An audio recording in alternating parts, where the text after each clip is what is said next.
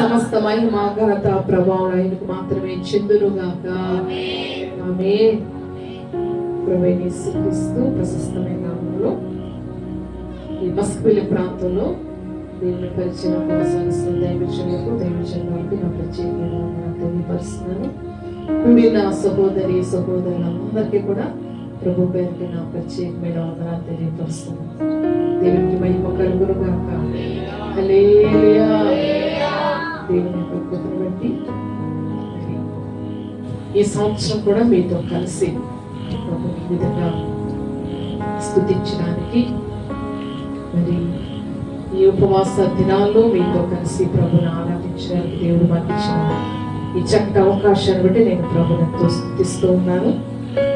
ఈ 40 దినాల ఉపవాస ప్రాంతంలో ఈ 3 దినాల సంఘ సహవాస కూడికల్లో మనం ఏ విధంగా ఉంటే ఫలిస్తాం. ఇప్పుడు వరకు చెప్పారు కదా దైవజనులు, మనం ఎలా ఉండాలంట సంఘానికి ఫలభరితమైన వారిగా ఉండాలి.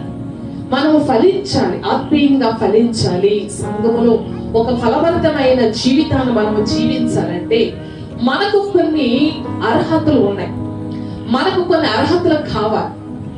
మనకు కొన్ని అర్హతలు ఉంటేనే ఆ ఫలభరితమనే పదానికి మనము అర్హులం అవుతాం. ఇప్పుడు గవర్నమెంట్ నుంచి వృద్ధాప్య పెన్షన్ రావాలి 4,000. ఎంత అర్హత ఉండాలి? వయసు ఎంత అర్హత ఉండాలి? 60 సంవత్సరాలు 50. ఈయన వచ్చి మన చంద్రబాబు నాయుడు వచ్చి 58 చేశారు. మొత్తం మీద 60 సంవత్సరాలు ఉంది. ఖచ్చితంగా అర్హత లేనిదే మీరే దాన్ని పొందుకోలేదు. అర్హత కూడా ఎందులో ఉండాలి? ఆధార్ కార్డు. మీకు ఎంత వయసు ఉన్నా ఆధార్ కార్డులో అర్హత లేదనుకో మీకు గవర్నమెంట్స్ రావాల్సింది. ఇలాగా ఒక లోకములో కొంచెం పాటి ధనములకే అన్ని అర్హతలు కావాలి కదా.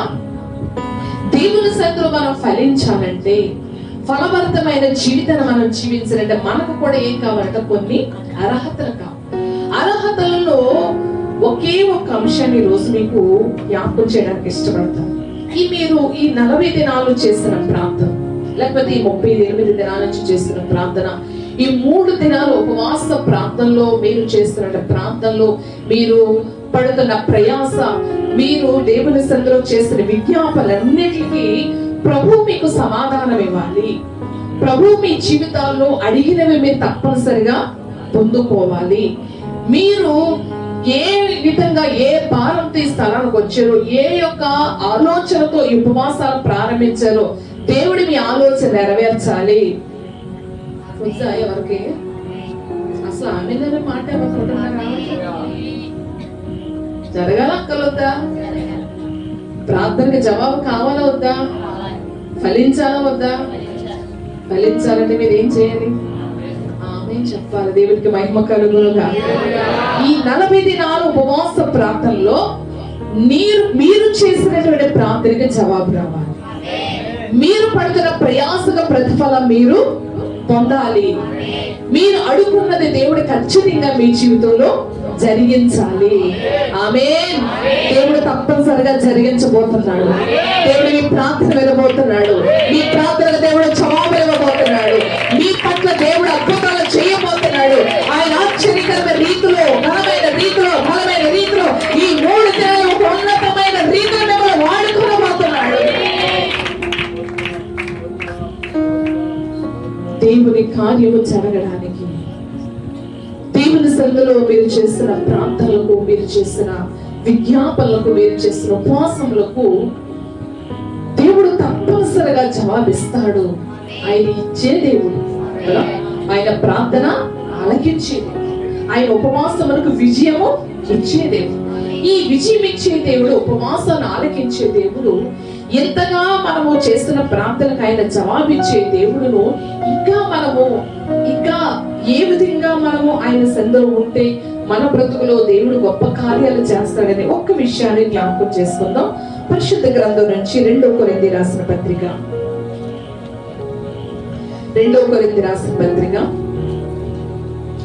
11వ అధ్యాయము 2వ వచనం 3వ వచనం. దేవాశక్తితో మీ ఎడల ఆసక్తి కలిగి ఉన్నాను. ఎందుకనగా పవిత్రురాలైన కన్యకులుగా ఒక్కడే పురుషునికి అనగా క్రీస్తుకు సమర్పింపవలెనని మిమ్మును ప్రదానము చేసి తిని గాని సర్పము తన కుయుక్తి చేత హవ్వను మోసపరిచినట్లు మీ మనస్సులను చెరపబడి క్రీస్తు ఎడలున్న సరళత నుండి పవిత్రత నుండి ఎట్లైనను తొలగిపోవునేమోనని భయపడుచున్నాను. దేవునికి మహిమ కలుగును గాక. ఈసారి పరిశుద్ధ గ్రంథాలు అలా పెట్టి వీటిని వైపు చూడండి. ఎవరైనా రాసుకునే వారు ఉంటే రాసుకోండి, రాసుకోపోయినా పర్లేదు, ఎందుకంటే యూట్యూబ్ లో అప్లోడ్ అయిపోతాయి కాబట్టి రిపీట్ చేసి చూసేసుకోవచ్చు. దేవునికి మహిమ కలుగును గాక. మాకైతే మేము ఈ యూత్ వయసులో ఉన్నప్పుడైతే నోట్స్లు, నాకు సంవత్సరం 3 నోట్స్లు అయినాయి, సంవత్సరం 4 నోట్స్లు అయినాయి, లెక్క పెట్టుకునేవాడు. అప్పుడు డైలీ లెక్క ఉండే 5 రూపీస్ నోట్ బుక్లే తెగ రాసి పడేసుకోవడం ప్రసంగాలండి. దేవునికి మహిమ కలుగును గాక. దేవుని ఎడల ఒక ఆలోచన, దేవుని ఎడల ఒక ఆసక్తి, దేవుని పని ఎడల ఒక నిర్దిష్టమైనటువంటి కోణంలో మనము ఎదురుకెళ్ళినప్పుడు పూర్వపు పద్ధతులు ఎలాగున్నా మన మనసులో మొదట ఏ సంకల్పం అయితే ఉందో చివరి వరకు అదే సంకల్పంలో మనము నడవగలుగుతాం. దేవునికి మహిమ కలుగును గాక. ఇక్కడ చదవబడిన భాగాన్ని మనము గమనించగలిగినట్లయితే పౌలు గారు ఒక అద్భుతమైన మాటను సంఘానికి తెలియపరుస్తుంది. సంఘముతో ఒక అద్భుతమైన రీతిలో మాట్లాడుతారు. ఏమిటా మాట అంటే, దేవాశక్తితో మీ ఎడల ఆసక్తి కలిగి ఉన్నాను. అందరి మాట చెప్పండి. దేవాశక్తితో మీ ఎడల ఆసక్తి కలిగి ఉన్నాను. ఎవరి మాట చెప్తున్నారు? పౌలు. అనగా దైవజనుడు సంఘమునకు ఒక మాటను చెప్తున్నారు, ఒక హెచ్చరికను హెచ్చరిస్తున్నారు. ఏమిటా హెచ్చరిక అంటే, మీ ఎడల దైవజనుడికి ఏముందంట? ఆసక్తి. ఏమిటా ఆసక్తి? ఏమిటా అంటే శారీర సంబంధమైన ఆసక్తి కాదు, కానీ దేవాశక్తితో మీ ఎడల ఆసక్తి కలిగిన దైవజనుడికి సంఘమునకు ఉన్నటువంటి ఆత్మీయ బంధం ఏంటంటే, దైవజనుడికి ఉన్న భారం ఏంటంటే, నా సంఘము అభివృద్ధి చెందాలి, నా సంఘము ఫలభరితమైన సంఘముగా మార్చబడాలి, దేవుడు నాకు ఇచ్చిన గొర్రెలు శ్రేష్టమైన గొర్రెలుగా ఉండాలి, దేవుడు నాకు ఇచ్చిన పొలము ఫలభరితమైన పొలముగా ఉండాలని దైవజనుడికి, అనగా నిజమైన కాపరికి, లేకపోతే భారం కలిగిన సేవకుడే గొప్ప ఆలోచన అంటే సంఘం ఎడల ఏదో ఒక ఆసక్తి కలిగి ఉంటాడంటే. ఆ ఆసక్తి ఏంటంటే దేవాశక్తి. దేవునికి మహిమ కలుగునుగా. దేవాశక్తి అంటే దేవుని ఎడల ఆసక్తి, దేవుని పని ఎడల ఆసక్తి. మొన్నట మరి ఈ నెల కాకుండా కిందటి నెల ఇక్కడ ప్రభు బల ఆరాధించారు 7వ నెల. నేను అనుకున్నాను, ఇందుకు మళ్ళీ నెక్స్ట్ 9 నెలలోనే కదా ఉపవాస ప్రార్థనలు జరుగుతాయి, అప్పుడు ప్రభు బల ఆరాధన ఉంటుంది కదా, మళ్ళా ఎందుకు ఇక్కడ దైవజనులు ప్రభు బల ఆరాధన పెట్టే మనసులో అనుకుని తర్వాత మరి దైవజనులు ఎవరు అడిగితే ఇక్కడ నాకు ఒక మంచి మాట వినిపించింది. అక్క చెప్పింది కదా, ఏమనంటే దైవజనులు మనసులో ఒక తీర్మానం చేసుకున్నారంట, ఎన్ని చోట్ల ప్రభు బల ఆరాధన జరిగినా నాకు ఇచ్చిన పరిచయలో సంవత్సరానికి 3 మార్లు ప్రభు బల జరగాలి, సంఘము క్షేమాభివృద్ధి చెందాలి, సంఘము ప్రభు రాకడికే సిద్ధపరచబడాలి, సంఘం ఉత్తేజించబడాలని దైవజనులో ఏముందో తెలుసా? దేవాశక్తి. ఏ ఆసక్తి? మామూలు ఆసక్తి కదా. ఏ ఆసక్తి? దేవాశక్తి. ఎప్పుడైతే ఆసక్తి ఉందో కొంచెం కష్టమైన, కొంచెం శ్రమైన, కొంత భారభరితమైన పరిచర్య అయినా దైవజనుల్లో ఉన్నటువంటి ఆలోచన బట్టి సంఘాన్ని దేవుడు ఏం చేస్తున్నాడు తెలుసా? ఆయన రాకడ కొరకే సిద్ధపరుస్తున్నాడు. దేవునికి మహిమ కలుగును గాక. హల్లెలూయా, హల్లెలూయా. అయితే ఇక్కడ పౌలు గారు కూడా అది అన్నది. ఎందుకు దైవజనుడికి సంఘం ఎంత దేవాశక్తి? ఎందుకు 40 రాత్రుల నుంచి ఈ విధంగా మీరు ప్రార్థన చేయాలి, మీ కొరకు దైవజనులు బలిపీడేత ప్రార్థన చేయాలి, మీ కొరకు వాక్యాన్ని సిద్ధపరచుకోవాలి, మీ కొరకు కన్నీరు కాచాలి, మళ్ళీ తెల్లవారుజామున మీ అందరి కొరకు స్తోత్రయాగం చేయాలి అంటే దేవుడు ఇక్కడ వాక్యం చెప్తుంది. ఎందుకనగా పవిత్రురాలైన కన్యకులుగా, చదవండి, ఒక్కడే పురుషునికి అనగా క్రీస్తునకు సమర్పింపవలనని మీకు ప్రదానము చేసింది. దేవునికి మహిమ కలుగునుగా. ఈ ఉపవాస కూడికలు సంఘ సిద్ధపాటు 40 దినాల ఉపవాస ప్రార్థన ఎందుకంటే సంఘం అనే కన్యకగా ఉన్న మిమ్మల్ని అందరినీ ఎవరికి ప్రదానం చేయాలనుకుంటున్నారు? క్రీస్తునకు ప్రదానం. ప్రభువైన యేసుక్రీస్తు 2వ రాకడలో ఆయన వరుడుగా రాబోతున్న ఆ ప్రభువునకు మిమ్మల్ని అందరినీ ప్రధాన పవిత్రులైన కన్యకుగా సిద్ధపరచాలని, పవిత్రమైన జీవితం మీరు జీవించాలని, పరిశుద్ధమైన జీవితం మీరు జీవించాలని, దేవునికి ఇష్టమైన జీవితం మీరు జీవించాలని, మీరు ఆయన రాకడలో ఎత్తబడాలని దైవజనులకు ఏముంది? ఇప్పుడు దేవాశక్తి. అందరూ చెప్పాలి, నిద్ర రానివద్దు దయచేసి. ఏ ఆసక్తి ఉంది దైవజనుడికి? దేవాశక్తి ఉంది. కాబట్టి ఈ దేవాశక్తిలో ఒక ఆలోచన, నా సంఘము నాకు దేవుడిచ్చిన ఈ మందలో, దేవుడు నాకు ఇచ్చిన ఈ పరిచర్యలో ఖచ్చితంగా క్రీస్తుకి ఏం చేయాలి? సమర్పించాలి. దేవునికి మహిమ కలుగునుగా. దైవజనులకు భారభరితమైన అందరికీ ఉండదండి. నేను చెప్తాను, ప్రపంచంలో మన రాష్ట్రాల్లో మన ప్రాంతాల్లో చాలా మంది సేవకులు, బోల్డ్ మంది సంఘాలు ఉన్నాయి, బోల్డ్ మంది సేవకులు ఉన్నారు. కానీ దేవుని ఎడల లేకపోతే సంఘం ఎడల దేవాశక్తి కలిగిన వారు చాలా. కానీ ఎదురుకుండా చెప్తున్నాను అనుకోద్దు, మీ దైవజనులకు దేవాశక్తి అంటే చాలా ఎక్కువ, సంఘం ఎడలన్న ఆసక్తి చాలా ఎక్కువ. ఆ ఆసక్తి మీలో కూడా కలగాలి. దేవునికి మహిమ కలుగునుగా. ఎందుకు మీలో కలగాలంటే ఆ 3వ వచనం చదవండి. సర్పము తన కుయుక్తి చేత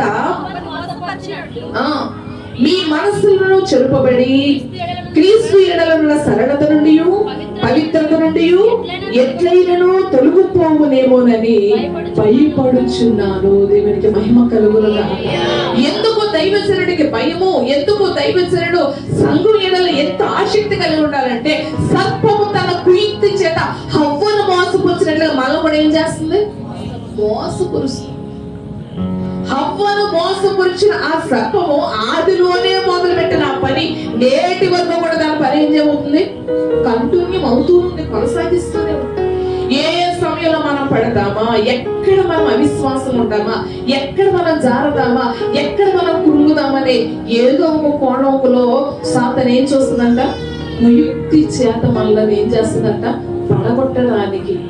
ఆయన యొక్క పవిత్రత నుండి, సరళత నుండి తొలగిపోవడానికి ఎన్నో రకాలుగా మన మనసులో ఏం చేస్తుంది? అది చెరిపి వేస్తుంది. ఎవరు? సాతాను. కుయుక్తి కలిగిన శత్రువు. సంఘము బలపరచబడతా ఉంటే, సంఘం ప్రార్థనలు ఎదుగుతూ ఉంటే, సంఘం ఉపవాసాలు ఎదుగుతూ ఉంటే, సంఘము జాగరాలు ఎదుగుతూ ఉంటే, సంఘం పరిచర్యలు ఎదుగుతూ ఉంటే వాడి పని ఏంటి?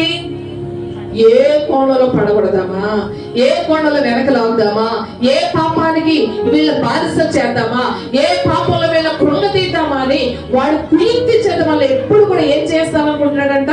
దేవుని ఎదురు నుంచి దూరం పరచాలనుకుంటున్నాడు. కానీ దైవజనులకు నా భారం, నా సంఘము దేవుని ఎదుట పవిత్రమైన కన్యకగా ఉండాలి, పరిశుద్ధమైన కన్యకగా ఉండాలి.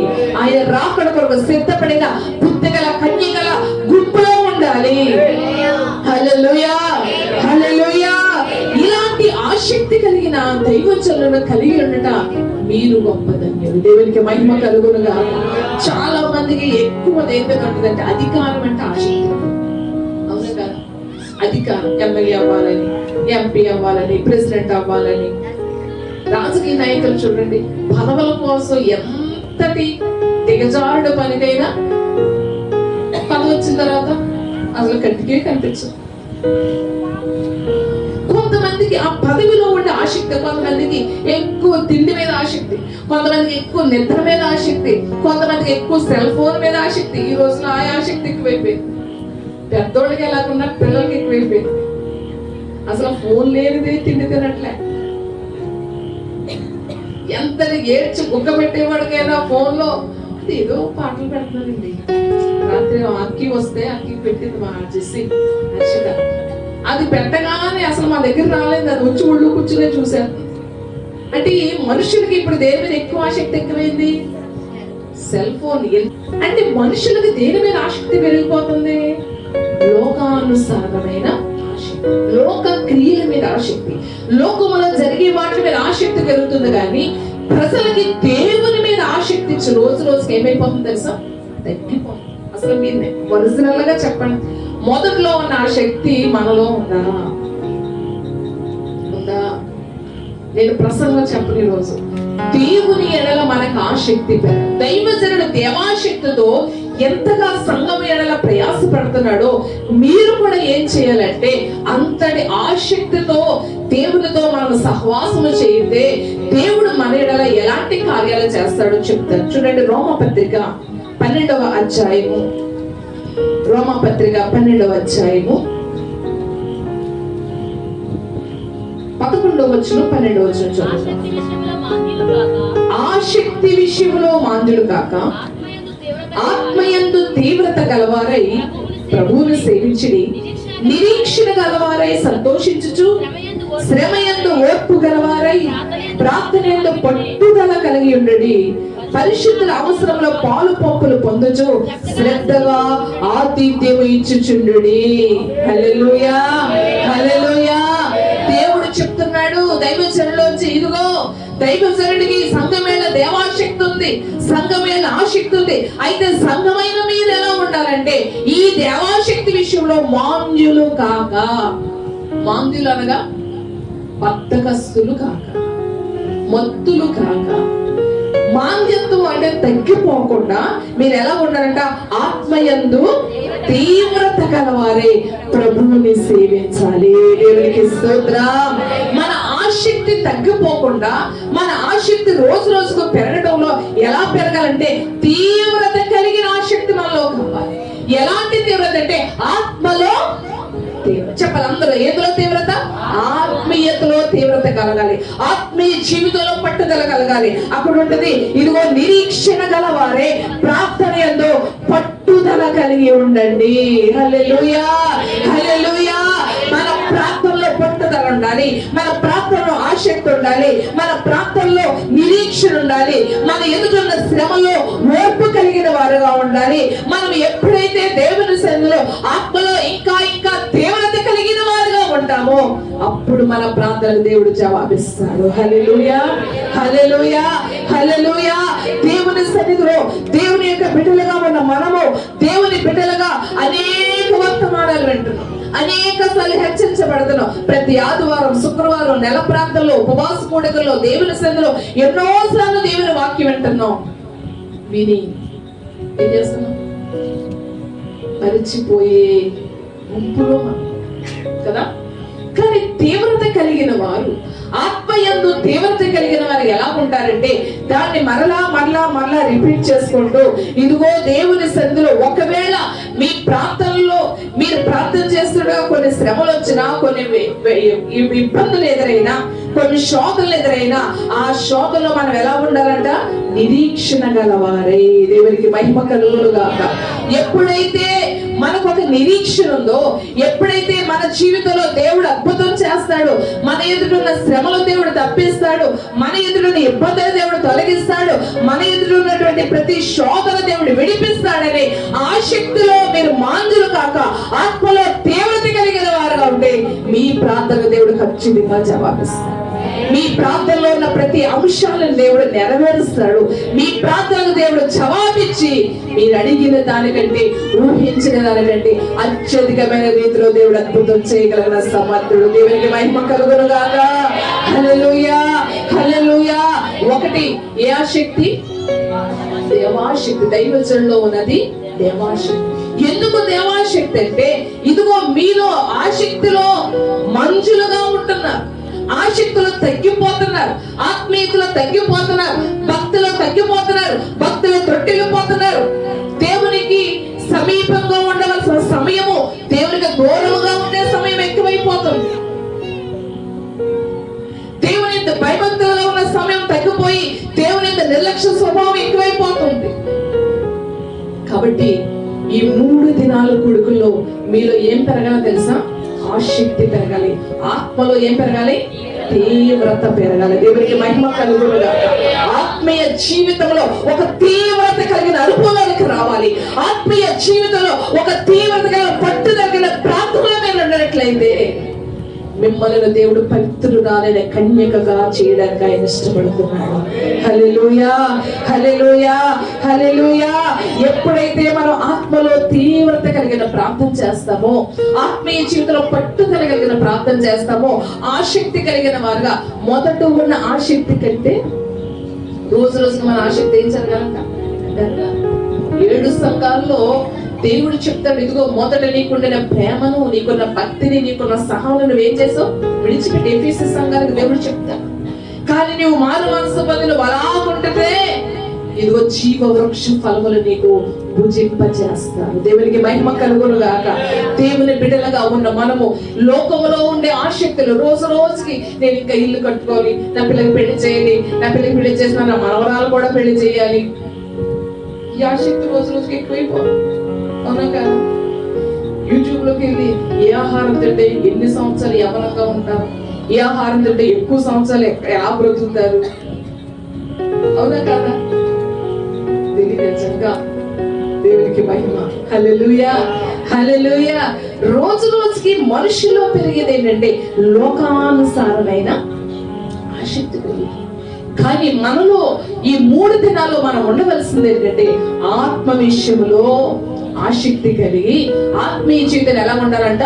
తీవ్రత కలిగి, పట్టుదల కలిగిన ప్రార్థన చేస్తే మన ప్రార్థనకి ఎలా జవాబిస్తాడు? యాకోబు రాసిన పత్రికలో చూడండి, యాకోబు రాసిన పత్రిక 5వ అధ్యాయము 17వ వచనం. ఏలియా మన వంటి స్వభావము గల మనుషుడే వర్షింపకున్నట్లు అతడు ఆసక్తితో ప్రార్థన చేయగా 3.5 సంవత్సరం వరకు భూమి మీద వర్షింపలేదు. అతడు మరలా ప్రార్థన చేయగా ఆకాశము వర్షమిచ్చెను, భూమి తన ఫలమునిచ్చెను. దేవునికి మహిమ కలుగును గాక. హల్లెలూయా, హల్లెలూయా. ఏలియా కూడా ప్రార్థన చేశాడట. ఎలా ప్రార్థన చేశాడు? ఎలా ప్రార్థన చేశాడు చెప్పాలి? ఏలియా ఆసక్తితో ప్రార్థన. అందరి మాట చెప్పండి. ఏలియా ఎలా ప్రార్థన చేశాడు? ఆసక్తితో ప్రార్థన చేశాడు. ఆయన చేసిన ఆసక్తి కలిగిన ప్రార్థన ఏ ప్రార్థన?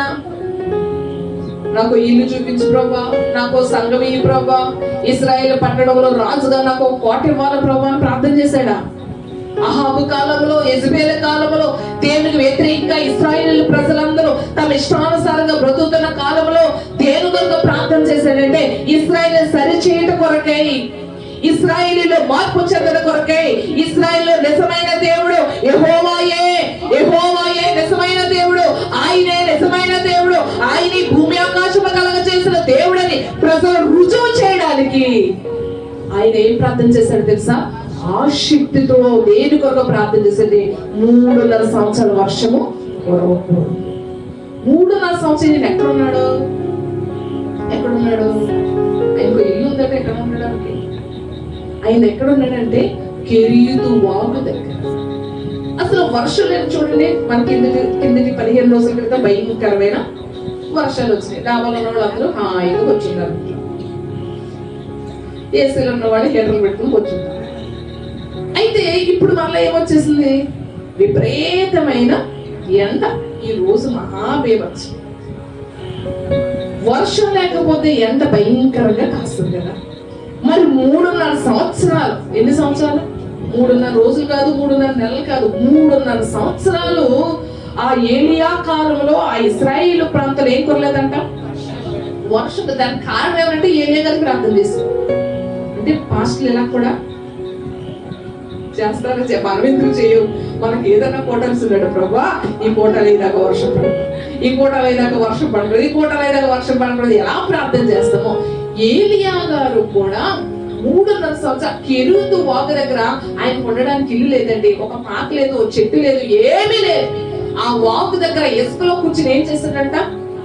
3.5 సంవత్సరాలు ఒకటే ప్రార్థన, ప్రభా మారాలి, యెజబెల్ మారు మనసు రావాలి, ఇశ్రాయేలులో నేను రుజువు చేసుకో అని ప్రార్థన చేయలే. అలా అక్కడ రాసి ఉంటుందా?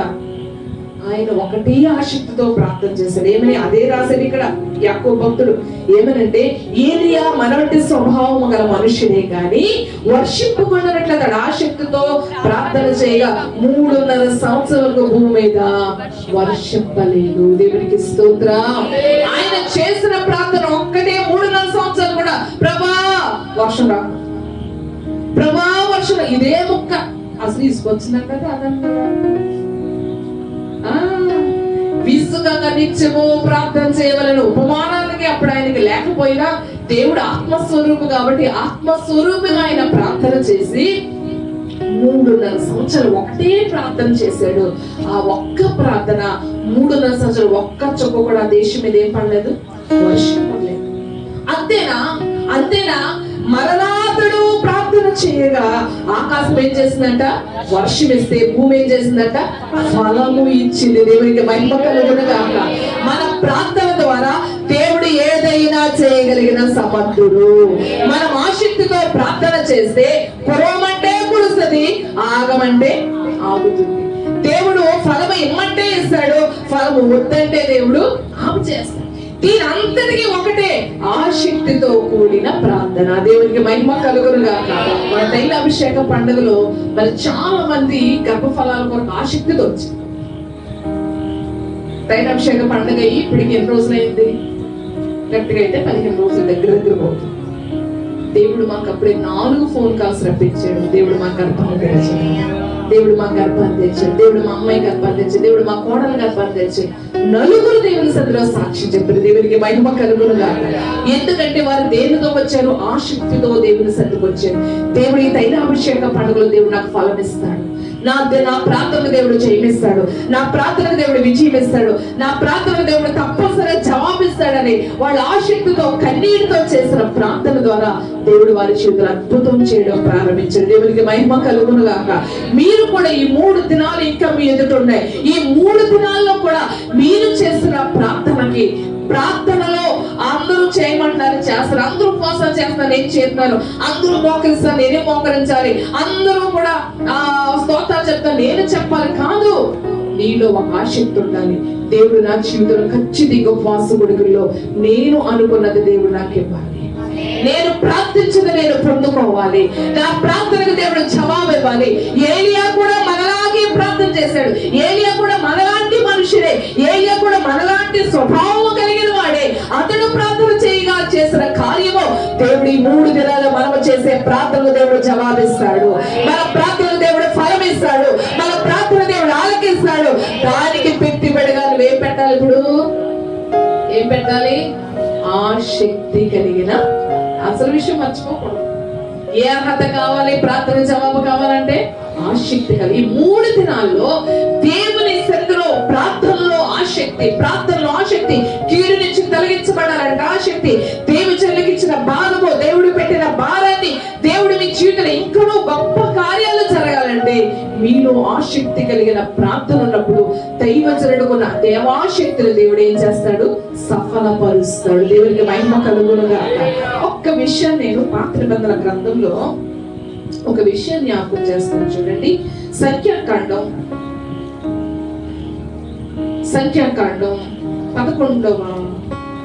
25వ అధ్యాయము, సంఖ్యాకాండం 25వ అధ్యాయము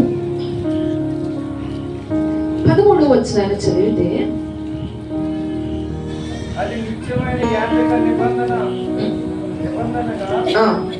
అతనికి అతని సంతానమునకును కలిగి ఉండెను. ఏలైనగా అతడు దేవుని విషయమందు ఆసక్తి గలవాడై ఇశ్రాయేలీయుల నిమిత్తము ప్రాయశ్చిత్తము చేసెను. దేవునికి మహిమ కలుగును గాక. ఇక్కడ ఒక వ్యక్తి గురించి ఒక మాట రాయబడి ఏమనంటే, ఏలైనగా అతడు దేవుని విషయమందు ఆసక్తి గలవాడై ఇశ్రాయేలీయుల నిమిత్తం ఏం చేశాడంట? ప్రాయశ్చిత్తము చేశాడు. ప్రాయశ్చిత్తము చేస్తే ఏం జరిగిందో పైన చదువుదాం చూడండి. 11వ వచనం.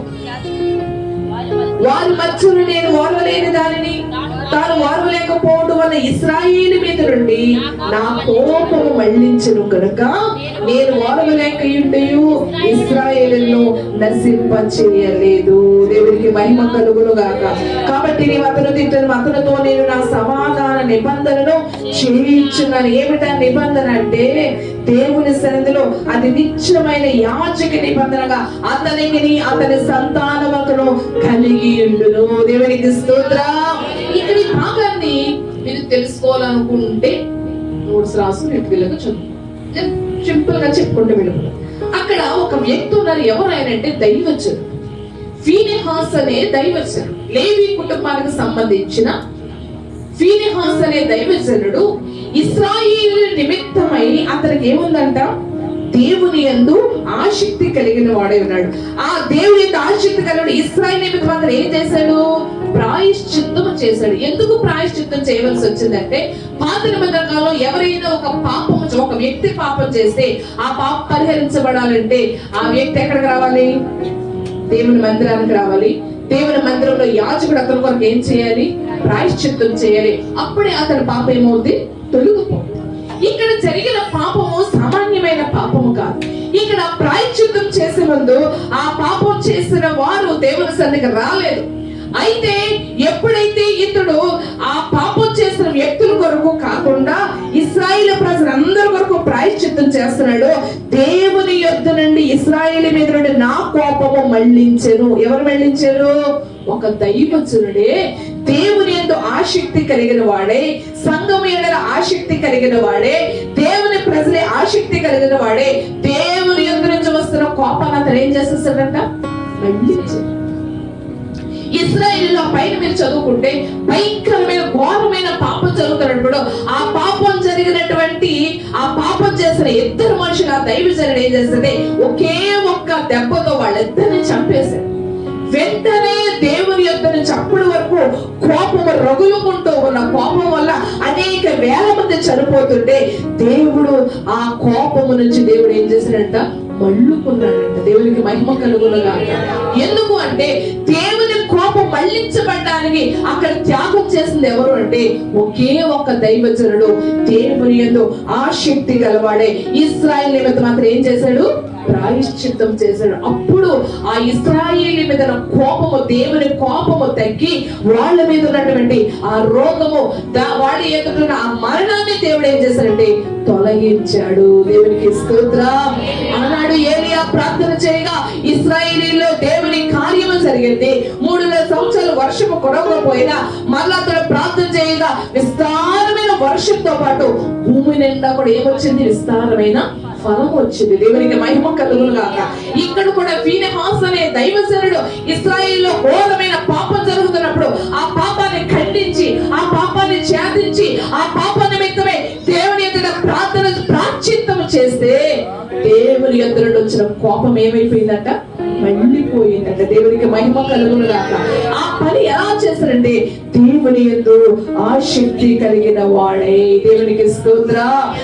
సంఘమైన ఆసక్తి కలిగిన వాడే, సంఘమైన బాధ్యత కలిగిన వాడే, సంఘం మీదకి వస్తున్న కీడును తప్పించబడ్డానికి, సంఘం మీద వస్తున్న శాపము దూరపరచబడ్డానికి, సంఘం మీద వస్తున్నటువంటి మరణ కాష్ట దూరపరచబడ్డానికి దైవజనుడు ఆసక్తి కలిగి, దేవాసక్తి కలిగి ప్రార్థన చేయడం ఒక దైవజనుడు అయితే ప్రాయశ్చిత్తం చేయడం మరొక దైవజనుడు. దేవునికి మహిమ కలుగునుగాక.